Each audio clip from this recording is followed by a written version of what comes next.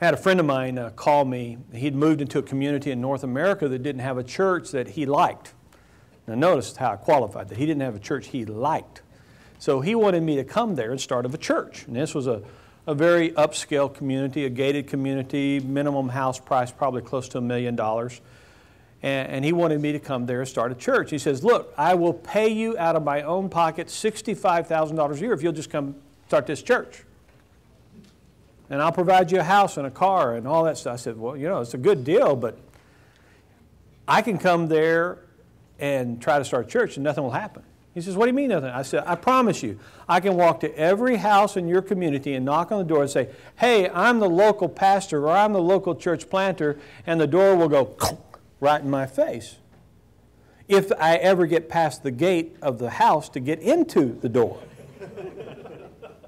And I said, but if you got a few minutes, I can teach you how to start a church. Now, this guy's vice president of a multinational. He's making the kind of money that lets him live in that neighborhood.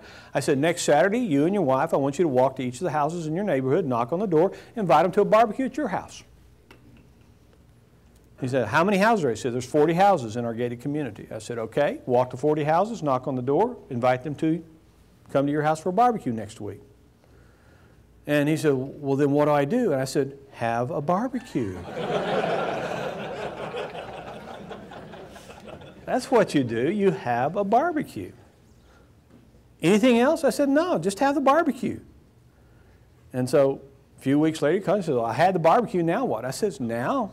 How many people showed up? He says, well, we invited 40, 42 showed up. I said, okay. Word got out. I said, next month I want you to have another barbecue, but this time I want you to prepare topics of interest in your community. What are the problems in your community? And ask people just in a casual way about the problems in their community. And as you find out those problems, I said, take note of them. Literally, take note. And so the next time he had a barbecue, and he took note of the issues in the community. And then he says, calls me, did it? Says, we got a long list of things that are going on in our community. I says, now you got to figure out how to solve them. I said, have another meeting and start talking about how can we solve our community problems. And you bring in the spiritual component and see who responds to the spiritual component of the solution. And he says, we did that.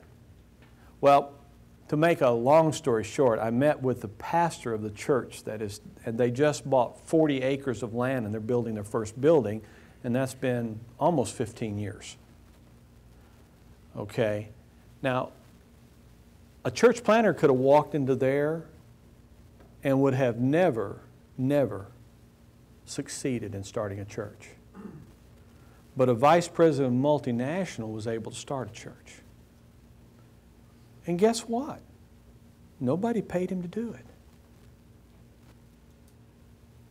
And that's true in the micro level anywhere.